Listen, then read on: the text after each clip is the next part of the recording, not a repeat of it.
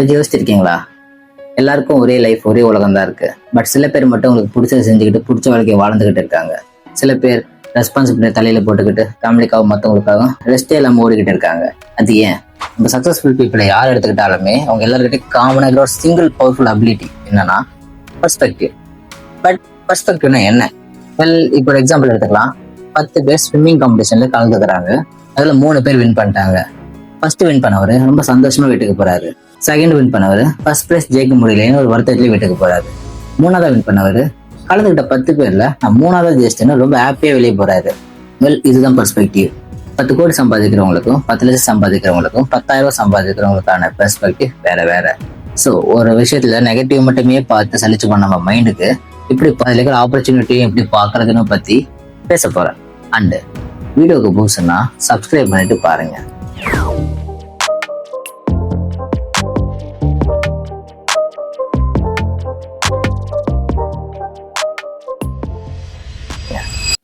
First நம்ம பார்க்க போறது காக்னிட்டிவ் ரீஃப்ரேமிங். கேட்க பெருசா இருக்கலாம், சிம்பிளா சொல்றேன். இப்போ நீங்க ஒரு சிச்சுவேஷன் இமேஜின் பண்ணிக்கோங்க. நீங்க காலேஜ் இல்லைன்னா ஆஃபீஸுக்கு போறீங்க, டிராஃபிக்ல மாட்டிக்கிட்டீங்க, லேட் ஆகுது. இந்த விதத்துல 2 விதமான ரியாக்ஷன் நடக்கும். ஒன்னு ஜூம் இன், அதாவது டிராஃபிக்கை ஜூம் பண்ணி பாக்குறது. எப்படின்னா, ஐயோ டிராஃபிக்ல மாட்டிக்கிட்டேனே, காலேஜுக்கு லேட் ஆகும், மேம் வேற திட்டுவாங்க, ஏன் எனக்கு மட்டும் இப்படி நடக்குது, நீ நாளே வேஸ்ட். இந்த மாதிரி டிராஃபிக்கை ஜூம் பண்ணி பாக்குறது. இன்னொன்னு ஜூம் அவுட், அதாவது டிராஃபிக்ல மாட்டிக்கிட்டா ஒன்றும் பண்ண முடியாது, ஓகே வேற என்ன பண்ணலாம், பிடிச்ச பாட்டு கேட்கலாம், ரொம்ப நாள் கால் பண்ணி பேசலாம், உங்க ஃப்ரெண்டு கிட்ட கால் பண்ணி பேசலாம். அது நடக்காது, சும்மா சொல்றேன். இந்த மாதிரி உங்க ஸ்ட்ரெஸ்ஸை ப்ரொடக்டிவ் டைமா மாத்துறீங்க. அதாவது டிராஃபிக்ங்கிற ரியாலிட்டி மாறல, நீங்க உங்க பெர்ஸ்பெக்டிவ் மாத்தினோம்னா உங்க எமோஷன் மாறுது. அதாவது ஒரு நெகட்டிவ் சிச்சுவேஷனை வேற ஆங்கிள் பாக்குறது மூலயமா அது மீனிங்கையும் மாத்திரம், எமோஷனும் மாறுது. அடுத்த கான்செப்ட் ரொம்ப முக்கியமான கான்செப்ட், நரேட்டிவ் ஐடென்டிட்டி.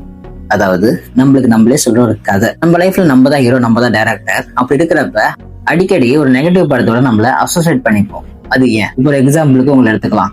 இப்போ உங்களுக்கு லவ் பிரேக்கப் ஆயிடுச்சு, சிங்கிளா இருந்தீங்கன்னா இப்போ நீங்க ஜாப் இன்டர்வியூல ரிஜெக்ட் ஆயிட்டீங்க. அதுக்காக அழுவுறதும் ஃபீல் பண்றதுலாம் நார்மல். பட் அதுக்கப்புறம் என்ன பண்ண போறோம்? மூவ் ஆன் ஆகிறோமா? வாட்ஸ்அப்ல ஸ்டேட்டஸ் போடுறதுக்காக ஸ்டேட்டஸ் தேடிட்டு இருக்கீங்களா யூடியூப்ல? இதுதான் விக்டிம் மென்டாலிட்டி. இது உங்களை குரோ பண்ண விடாது, இது உங்களுக்கு கீழே தான் தள்ளும். ஸோ அதுக்கு பதிலாக ஒரு 5 இயர்ஸ் கழிச்சு நீங்க எந்த இடத்துல இருப்பீங்களோ அந்த இடத்த இமேஜின் பண்ணி பாருங்க. அதாவது நீங்க 5 வருஷம் கழிச்சு ஒரு பிசினஸ் மேனாவோ இல்லைன்னா உங்களுக்கு பிடிச்ச இடத்துல இருக்கலாம். அப்ப அந்த விஷயத்தை பத்தி இப்ப எப்படி நீங்க ஃபீல் பண்ணுவீங்கன்னு யோசிச்சு பாருங்க. அந்த கதையை இப்ப இருந்து சொல்ல ஆரம்பிங்க. 3வது முக்கியமான concept, control what you can.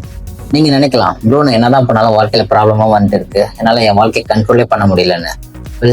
ஒரு எக்ஸாம்பிளுக்கு ஒரு ஆர்ச்சர் எடுத்துக்கோங்களேன். இப்போ ஒரு ஆர்ச்சர் கண்ட்ரோல் இருந்தாங்கன்னா உங்களோட பிரீத்திங், உங்களோட கான்சன்ட்ரேஷன் எல்லாமே கண்ட்ரோல்ல இருக்கும், டார்கெட்டிங் கரெக்டா அடிப்பாங்க. பட் அதுவே அப்படி அவங்க கண்ட்ரோல் உங்ககிட்ட இல்லைன்னா ஒரு மாதிரி பதட்டம் ஆவாங்க, கன்ஃபியூஷன் ஸ்டேட்ல இருப்பாங்க, டார்கெட்டை கரெக்டா அடிக்க மாட்டாங்க. அதேதான் லைஃபும்.